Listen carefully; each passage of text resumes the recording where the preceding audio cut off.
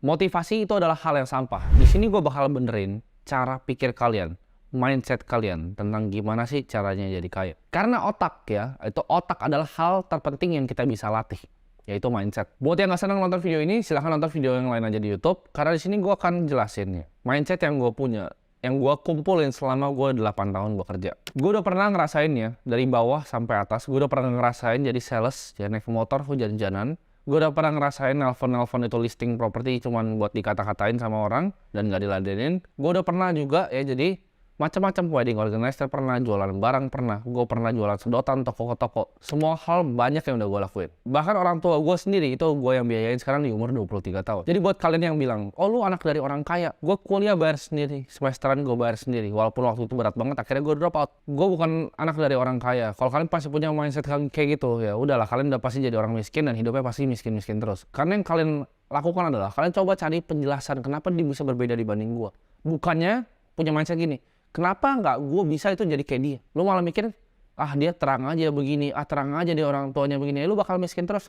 Lu ngurusin faktor eksternal yang lu nggak bisa kontrol. Faktor internal yang bisa kontrol ada otak lu, diri lu, cara lu pikir. Kita selalu diajarin bahwa serakah itu bukan hal yang baik. Tapi di sini gue akan kasih tahu kalian, jadi orang yang biasa-biasa aja. Jadi orang yang average itu adalah hal paling egois yang suatu manusia bisa lakuin. Dengan kita create value, dengan kita jadi pengusaha, dengan kita punya banyak karyawan, itu justru kita create lebih banyak value dibanding orang-orang biasa. Kenapa? Karena kita bisa buka lapangan pekerjaan. Kita bisa kasih makan orang banyak.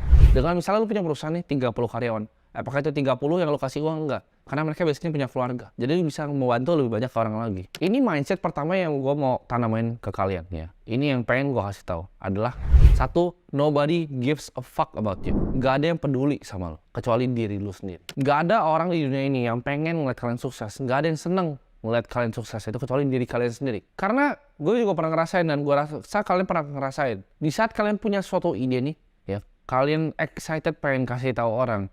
Kalian punya ide akan, oh visi gue tuh seperti ini, hidup gue mau gue tata seperti ini.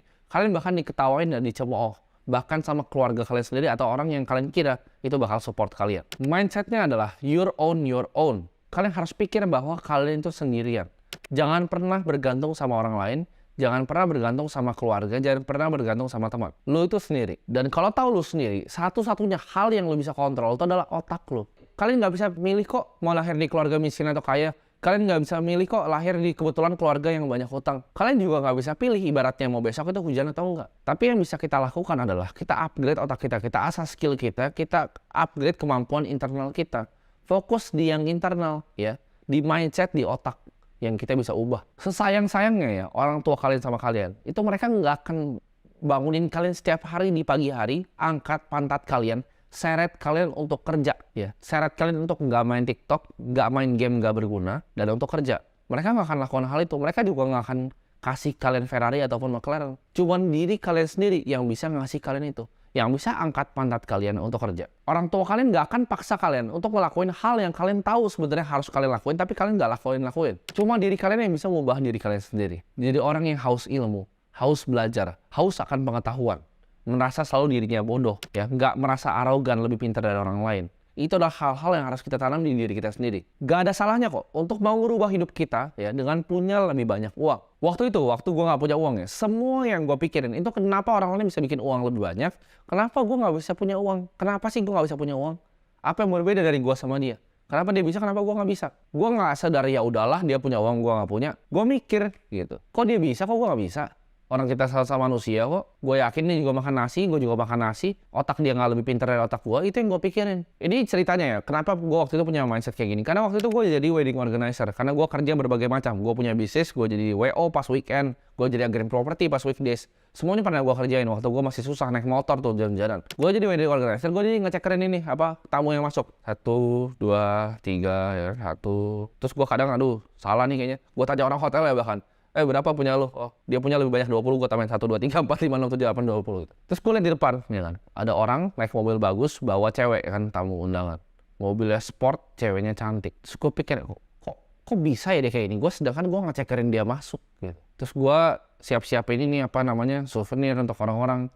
Souvenir dari corong, gue yang kena dimarahin gitu. Gue catat satu. Terus gue mikir, kok bisa ya orang naik mobil sport, ceweknya cantik, masuk ke dalam jalan kayak gitu. Apa sih yang beda dia sama gue? Orang kita sama manusia, Kenapa gue naik motor butut gitu? Kenapa dia naik mobil sport? Itu yang ada di otak gue, dan gak ada salahnya untuk kalian punya pemikiran kayak gitu. Untuk orang lain bakal kayak, oh sombong banget dia naik mobil sport. Oh dia, itu mah anak orang kaya. Itu pikirannya selalu kayak gitu. Kalau gue ngomong ke teman-teman gue hal kayak gini, dia juga bakal ngomong, mobil doang, pentingnya apa? Itu bukan poinnya, tuh bukan mobilnya. Kalian ngerti gak sih?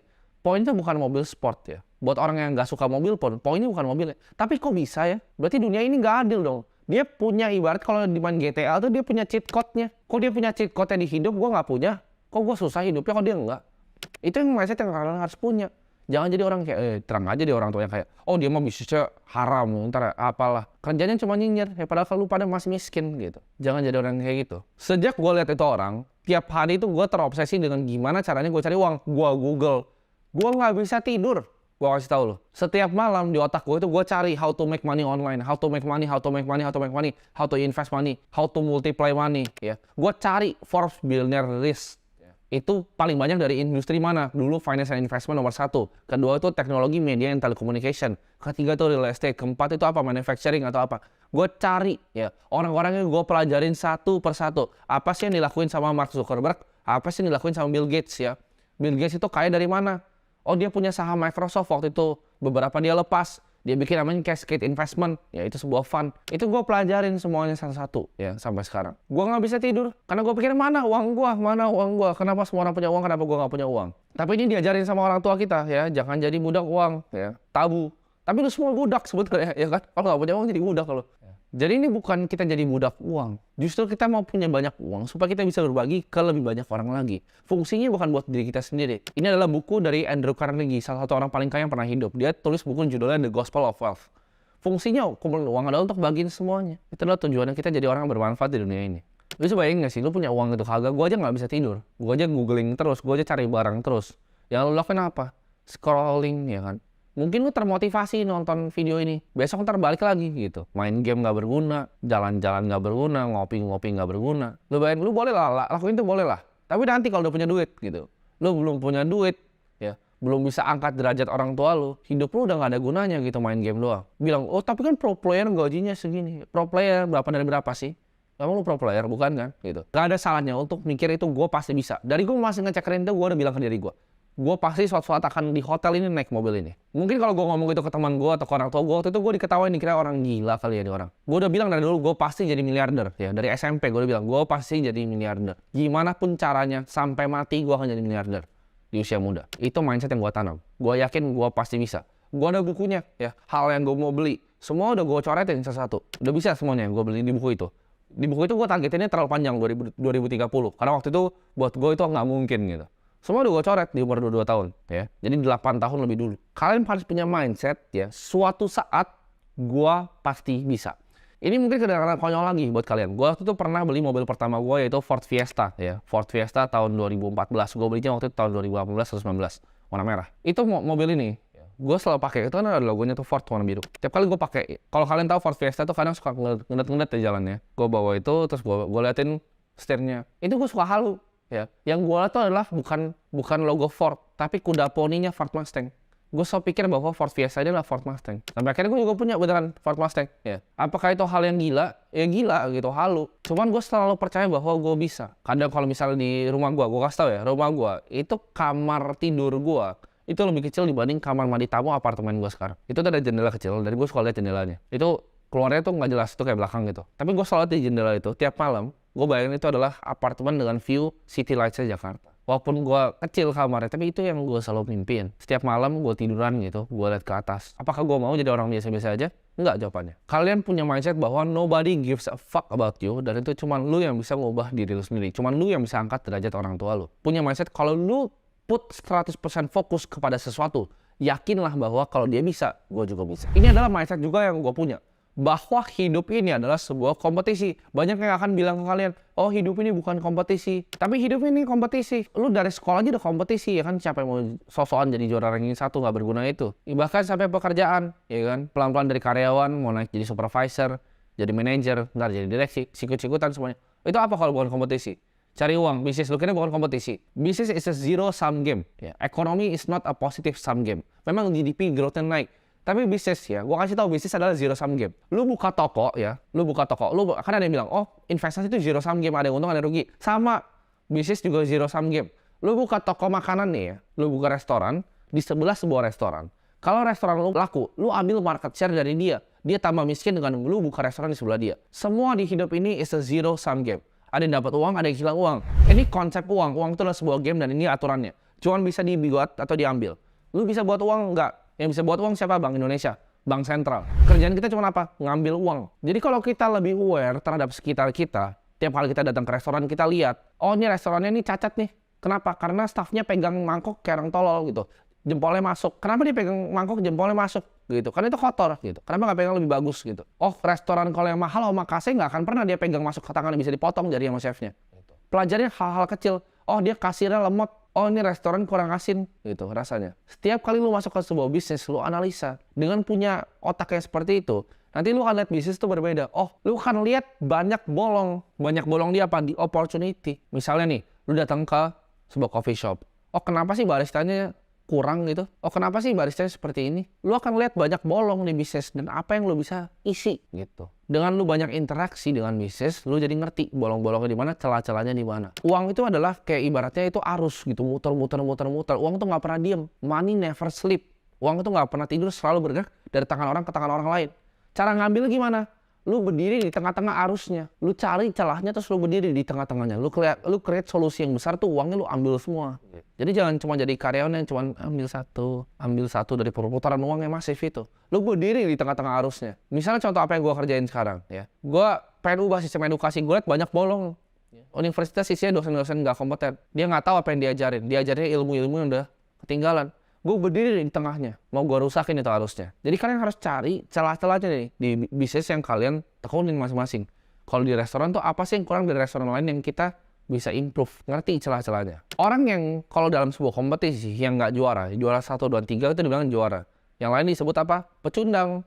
Ya. Jadi jangan mau santai-santai hidup, karena kalian tuh pecundang kalau kalian nggak menang di hidup ini. Kedengarannya kasar kan, orang mungkin nggak suka, bodo amat gua. Orang akan bilang, ya santai aja bro, ya kan, hidup itu dibawa santai aja, kita kan juga bisa ngopi, rokok, udah enak. Fuck no, gua nggak mau hidup santai-santai, gua mau naik McLaren, sebelah gua cewek cantik. Gua mau kayak orang itu waktu itu yang gua liat naik mobil sport. Orang-orang paling sukses di dunia adalah orang yang melakukan suatu hal, suatu craft, sebuah skill lebih baik dibanding semua orang lainnya dan jadi yang terbaik di dunia.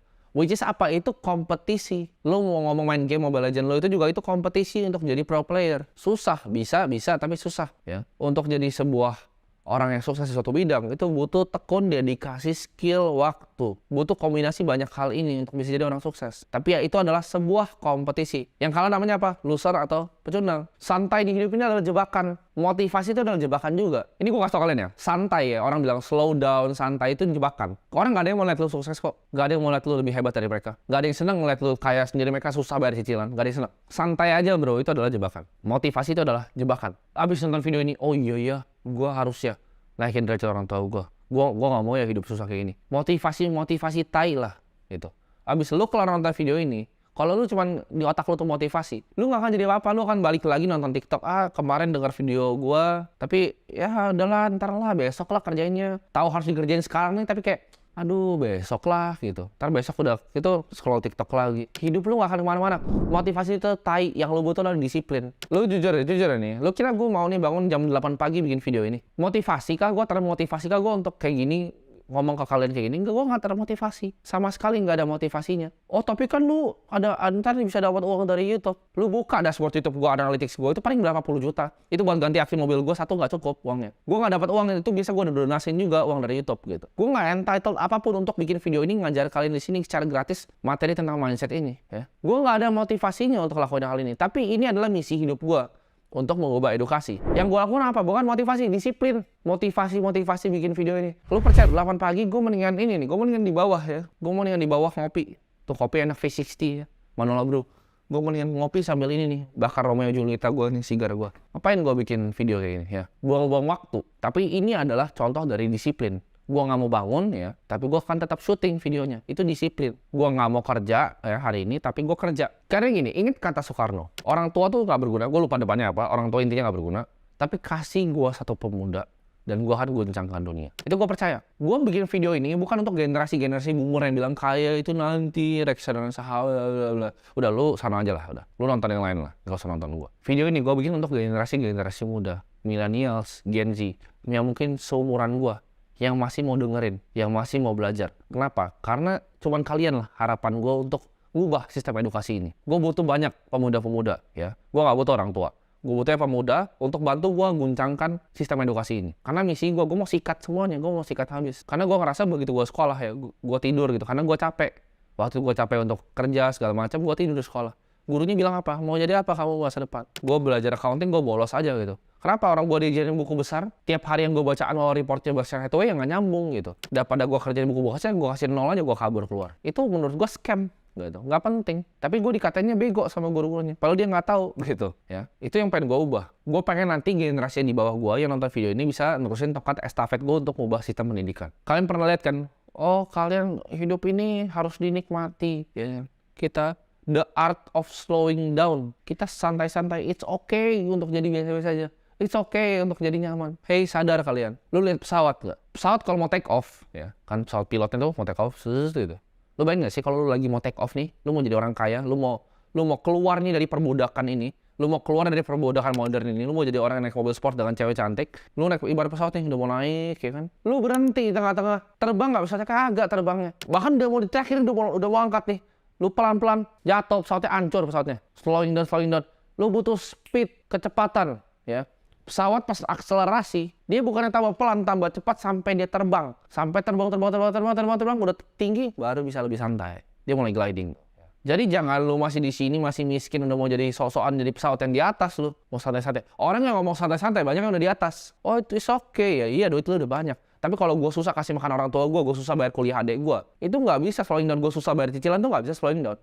Ya. Kemarin tuh ada orang yang komen di YouTube gue lupa, dia minta gue pengen cari, cuman kayaknya ketimbun ya, udah banyak banget yang komen, ratusan soalnya. Ada yang bilang gini, hidup itu probability, lu menggampangkan hidup bro, kan lu mungkin begini, tai lah. Tai. Gue kerja 14 jam sehari, 7 hari seminggu. Dan lu bilang gue hoki. 8 tahun gue dari SMP, lu masih main gundu, kencing belum lurus, gue udah kerja. Ya. Kencing lu belum lurus, yang gue udah lakuin, gue udah impor barang dari Cina. Dan lu masih bilang gue hoki gitu. Gak masuk akal gitu. Lu 19 tahun masih kuliah, gue udah bangun perusahaan dengan 100 karyawan. Gak masuk akal. Ada juga bilang, oh ngapain denger ini bocah? Gue punya klub IBL di umur 22 tahun. Buat yang nggak tahu itu kayak NBA-nya Indonesia. Lo kira gampang kayak gitu? Gue bangun perusahaan yang masuk top 15 growing startup di Indonesia nomor 9. Lo kira gampang bikin hal itu? Dan kalian berasa ini, waktu gue ini penting buat ngajarin kalian hal-hal ini. Lo dengan mindset kayak gitu, otak gitu bilang, lo anak orang kaya. Lo gue kasih 1 miliar juga bakal miskin lagi kok. Kasar kan kadang-kadang, tapi bener. Gue kasih 1 M lo bakal miskin besok. Lo liat lah Mike Tyson. Kenapa bisa bangkrut uang sebanyak itu? Kenapa pemenang lotre uangnya balik lagi? Karena uang itu adalah mindset. Kalau lu nggak berhak dapetin uangnya secara mindset, uang itu akan diambil dari lu. Karena gue bilang tadi, uang itu cuma bisa diciptakan atau diambil. Uang lu bakal diambilin, bos. Orang lu nggak ngerti kok tentang uang, uangnya dia bakal diambilin sama orang lain yang ngerti ya terhadap uang ini. Dan mindset terakhir ya, yang gue mau selipin di video ini, adalah belajar untuk harness yang namanya emosi. Belajar untuk pakai emosi untuk hal yang baik. Gue liat banyak banget anak muda sesat. Contohnya misalnya diputusin sama pacarnya.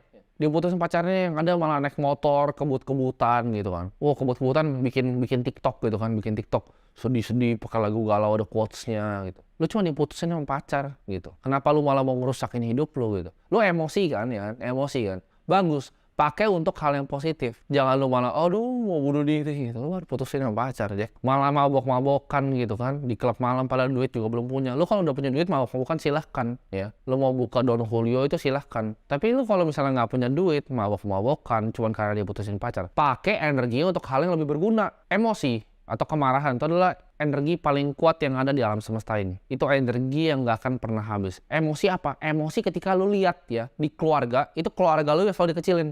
Ketika nyokap lu tuh jadi orang yang tukang cuci piring dan selalu minder sama keluarga yang lain. Itu adalah emosi yang kalian harus punya. Itu emosi dipakai untuk apa? Daripada marah-marah diharnas. Kalian belajar pertajamin dan fokusin emosi itu ke satu titik. Di saat kalian bisa lakuin hal itu, kalian bisa lakuin hal-hal yang orang lain gak bisa lakuin. Gue yakin semua orang kaya itu ada kepahitan di dalam hidupnya yang dia mau ubah. Ada emosi yang dia harness. Pakai emosi untuk hal yang positif. Karena itu adalah energi yang endlessly renewable. Nggak akan pernah habis. Emosi apa? Marahlah sama diri lu sendiri. Ya. Nggak apa-apa jadi orang yang emosian. Orang bilang, oh kalian jangan jadi orang yang emosian. Ya, jadi sama. Nggak apa-apa jadi orang yang emosian. Marah sama diri lu sendiri. Kenapa lu main game di saat lu masih miskin? Marah sama diri lu sendiri. Kenapa yang lu nggak pikirin tuh gimana caranya angkat derajat orang tua lu? Marah sama diri lu sendiri. Kok gue nggak bisa bantu nyokap gue ya? Dia udah tua masih harus kerja. Kok gue nggak bisa bantu dia? Marah sama diri lu sendiri. Kok lu jadi orang yang miskin dan jadi orang nggak berguna di hidup ini? Jadi orang yang cuman komen gitu kan, cuman nyinyirin. Oh ini lu begini, ini orang tahu apa sih? Lu tinggal di kamar nyokap lu gitu dengan chat gitu. Modal pulsa. Hidup lu jadi apa? Pengangguran. Marahlah sama diri lu sendiri. Kenapa lu nggak cukup kompeten untuk belajar skill baru? Orang lain bisa lakuin belajar skillnya, kalau lu nggak bisa belajar skillnya, berarti lu yang bego dong. Masa mau sih jadi orang bego gitu? Marah sama diri sendiri. Kok gue bego? Gunain marah itu untuk hal yang positif. Lu harus marah sama diri lu sendiri karena mau coba hal baru tapi takut. Lu harus marah lah ketika lu lihat nih mobil sport di pik naik bawa cewek cantik. Marah sama diri lu sendiri. Gue juga marah sama diri gue sendiri waktu itu. Kok ada yang begitu ya? Lu harus marah. Kok dia bisa naik McLaren di pik sama cewek cantik, buka atasnya gitu. Sedangkan gue naik mobil butut, cewek gue cantik kagak, ya biasa-biasa aja, bikin pusing dia, gitu. Tapi gue cuma naik motor nih, ya. Kok bisa sih? Marah sama diri sendiri. Kalau nggak berubah hidup lo. Semoga ya gue harap bacotan gue hari ini itu bisa mengubah hidup lo sedikit lah ya. Sedikit. Karena gini, waktu lu untuk jadi kaya, waktu lu nih time is ticking cuma 10-20 tahun, ya. Buat lu yang semua belum sadar, 2019 tuh 5 tahun lalu. Lu udah buang tuh. Misalnya kalau 2019 nggak ngapain, lu udah buang 5 tahun hidup lu. Waktu lu tinggal mungkin 10-20 tahun lagi untuk bisa punya. Karena gini, umur tuh akan mendegrade badan lu.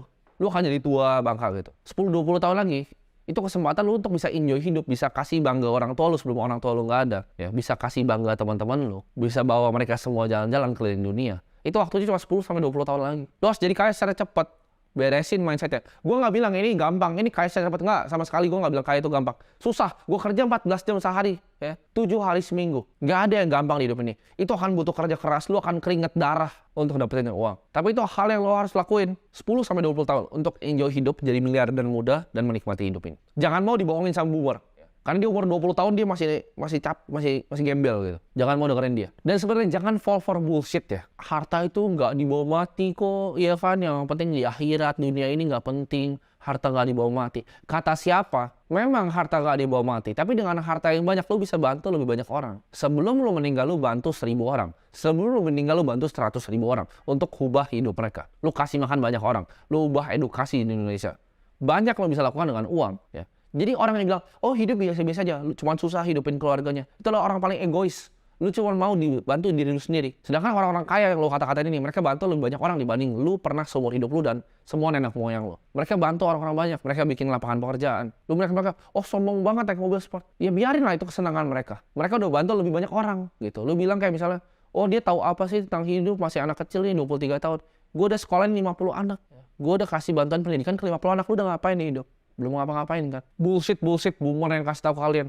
Oh uang itu nggak dibawa mati lah apa. Ini yang paling konyol nih ya kan. Tadi kan harta nggak dibawa mati. Sekarang ada lagi nih yang konyol nih. Kuburan kita sama. Kata siapa bos? Kuburan kita sama. Lu pernah lihat nggak sih kuburan Emperor Cina? Itu tinggi banget gitu kuburannya. Nggak sama kuburannya. Lu pernah lihat nggak piramid? Itu kuburan ya. Jadi kalau bilang kuburan kita sama, enggak, kuburannya nggak sama. Dan harta itu bisa dipakai untuk bermanfaat untuk banyak orang. Jadi jangan fokus ke hal eksternal kita nggak bisa kontrol, fokus ke hal yang kita bisa kontrol. Ubah mindset kita ya. Jangan mau punya mindset orang miskin.